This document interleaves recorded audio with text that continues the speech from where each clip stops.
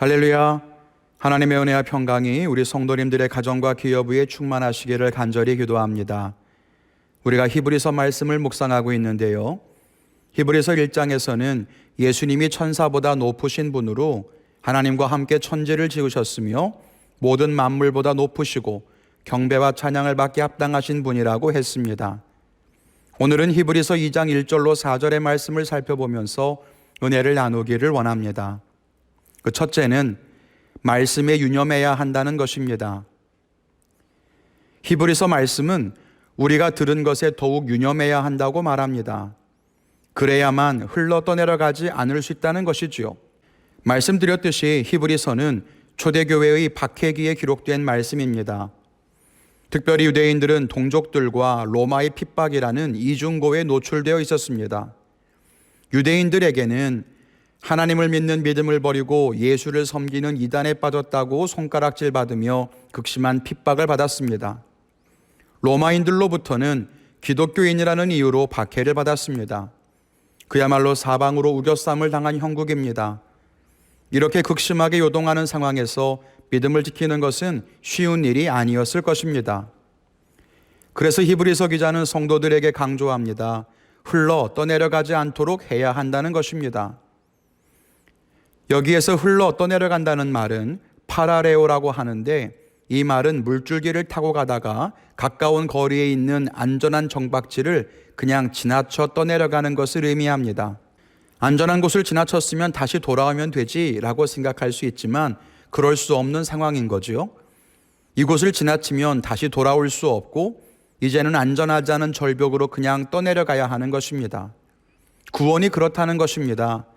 우리를 멸망으로 가지 않도록 우리에게 구원이 가까이 왔는데 그 구원을 놓치면 안 된다는 것입니다. 지나치지 말라는 거죠. 그러면 어떻게 하면 되느냐? 들은 것에 더욱 유념해야 한다는 것입니다. 유념한다는 말은 프로세코라고 하는데, 이 말은 주의하다, 마음을 쏟다, 전념하다는 뜻입니다. 즉 히브리서 기자는 우리가 들은 것에 주의를 기울여 집중하라고 하는 것입니다. 귀에 들려오는 소리는 흘러보내기가 쉽습니다. 그냥 스쳐 지나가지요. 그런데 들은 것을 가슴에 새기고 확실하게 붙잡아야 한다고 합니다. 그래야 흘러 떠내려가지 않는다고 합니다. 여기에서 말하는 들은 것은 결국 그리스도의 말씀을 의미합니다. 앞에 1장에서 예수님은 하나님의 말씀이라고 했습니다. 즉 하나님의 말씀이신 예수님이 우리에게 하시는 말씀, 그것을 꽉 붙잡고 있어야 한다는 것입니다. 세상에 들려오는 소리는 많습니다. 그 소리들은 각기 다른 말을 합니다. 전해주는 정보도 다 다르고 같은 말을 해도 담겨있는 감정이나 입장이 모두 다릅니다. 많은 이야기를 들어도 어떤 말을 귀담아 들을 것인가가 그래서 중요합니다. 히브리서 기자는 예수님의 말씀을 귀담아 들으라고 말합니다. 우리도 마찬가지입니다. 지금은 정보가 넘쳐나다 못해서 정보에 완전히 잠겨 있습니다. 그 많은 말들 속에서 예수님의 말씀을 귀담아 듣고 집중하기란 쉬운 일은 아닙니다. 그럼에도 주의 말씀을 유념해야 하는 거지요. 왜요?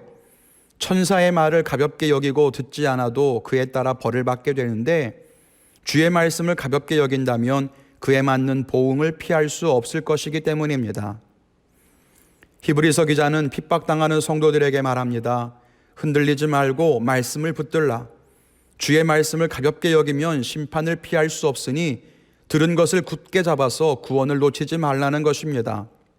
우리는 지금 어려운 시절을 보냅니다. 그러나 여전히 우리는 주의 말씀을 가지고 있습니다. 성경을, 교회 설교를, 배웠던 성경 지식을, 이 모든 것들을 굳게 붙잡으십시오. 주의 말씀이 우리를 더욱 견고하게 서게 할 것입니다. 둘째는 증거를 붙잡으라는 것입니다. 히브리서 기자는 들은 것을 유념해야 한다고 하면서 이 구원을 놓치지 말라고 권면합니다. 박해 때문에 유대교로 돌아가려는 성도들에게 이미 받은 구원을 잃어버리지 말라는 것입니다. 얼마나 안타까웠겠습니까? 구원의 길에 들어서지 않는 것도 아쉬운 일이지만 구원의 길에 들어섰다가 돌아서는 것은 더 안타까운 일입니다. 성도들이 굳게 붙잡아야 하는 이 구원은 먼저는 예수님께서 선포하신 것이라고 합니다. 구원은 예수님이 다 이루셨고 예수님을 통해서 얻을 수 있는 것입니다. 그런데 그것으로 끝이 아닙니다. 구원의 놀라운 소식, 즉 복음을 들은 사람들이 확증한 것이라고 합니다. 이 말은 헬라어로 베바이오라고 하는데 견고하게 하다라는 뜻입니다. 즉 우리가 받은 구원이 흔들리지 않게 복음을 들은 사람들이 돕는다는 말이지요. 믿음을 가진 우리는 한 형제요 자매로서 서로 연결되어 있습니다. 시간적으로는 신앙의 선조들과 이어져 있고 공간적으로는 옆의 성도들과 하나로 묶여 있습니다. 그들이 우리가 가진 복음의 증거라고 하는 거예요. 이 구원이 정말 진리일까? 나는 의심할 수 있고 잘 모를 수 있지만 옆의 성도들을 보니 그들의 삶과 간증이 분명한 증거가 되더라는 것입니다. 때문에 성도는 서로 연결되어 있는 것이 중요합니다. 아무리 신앙이 견고한 사람도 혼자서 믿음을 지키기란 여간 어려운 것이 아닙니다. 홀로 신앙생활을 하겠다는 성도를 볼 때마다 아찔한 생각이 드는 것은 그런 까닭입니다. 지금 교회에 함께 모이지 못하는 것은 많은 점에서 아쉽고 속상하지만 무엇보다 우리가 함께 서로의 신앙의 증인이 되어주고 확실히 믿음을 지켜주는 울타리가 되어줘야 한다는 점에서 교회에 모이지 못하는 것은 안타깝기도 하고 또 위기라고 느껴지기도 합니다. 우리가 서로 믿음의 증인으로 함께 신앙생활하는 것을 기쁘고 감사히 여길 수 있기를 바랍니다. 그런데 복음을 들은 사람들이 서로 증인이 되어주기도 하지만 오늘 말씀은 거기에서 더 나아가서 하나님이 표적과 기사와 성령의 은사를 통해서도 증언하신다고 말합니다.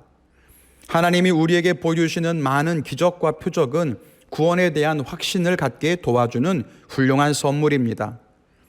기적은 그 자체로도 의미가 있지만 기적의 참 가치는 구원을 확신케 하는 것입니다. 우리가 하나님의 은혜를 받을 때에 은혜에 만족하고 머무는 것이 아니라 무엇보다 구원에 대한 확신을 가질 수 있기를 간절히 바랍니다. 지금 우리는 어려운 시기를 보냅니다. 초대교회의 핍박기에 그들의 믿음을 지켜주기 위해서 히브리서 기자는 그들에게 분명히 이야기합니다. 너희가 들은 것을 더욱 굳게 붙잡아야 한다는 것입니다. 우리에게 주신 하나님의 은혜가 있습니까? 성도의 교제가 있습니까? 교회로부터 나누어지는 말씀과 예배가 있습니까? 여러분, 그 들은 것을 굳게 붙잡으십시오. 그럴 때 우리는 흘러 떠내려가지 아니하고 이미 받은 구원의 은총 안에서 이 어려움을 극복하고 승리하는 삶을 살게 될 줄로 믿습니다. 오늘도 하나님의 은혜 안에 승리하시는 복된 성도님 되시기를 주님의 이름으로 축원을 드립니다.